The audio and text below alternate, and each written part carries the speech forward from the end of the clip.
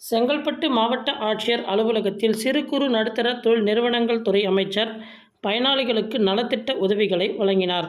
செங்கல்பட்டு மாவட்ட ஆட்சியர் அலுவலகத்தில் மாவட்ட ஆட்சியர் அருண்ராஜ் தலைமையில் பயனாளிகளுக்கு நலத்திட்ட உதவிகள் வழங்கும் நிகழ்ச்சி நடைபெற்றது. இந்த நிகழ்ச்சியில் சிறு குறு நடுத்தர தொழில் நிறுவனங்கள் துறை அமைச்சர் தாமோ அன்பரசன் கலந்து கொண்டு பயனாளிகளுக்கு நலத்திட்ட உதவிகளை வழங்கினார்.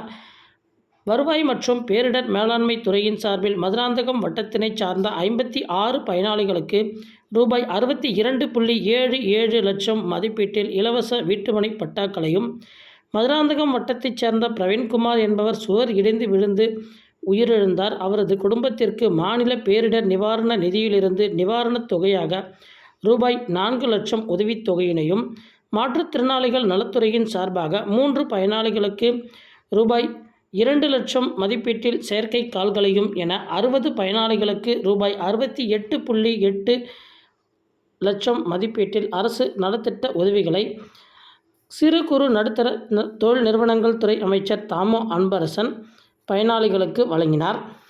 இந்த நிகழ்வில் மாவட்ட வருவாய் அலுவலர் சுபா நந்தினி, செங்கல்பட்டு சார் ஆட்சியர் நாராயண சர்மா, மாவட்ட கூடுதல் ஆட்சியர் அனாமிகா ரமேஷ் உட்பட அரசு அலுவலர்கள், உள்ளாட்சி பிரதிநிதிகள் பலர் இதில் கலந்து கொண்டனர்.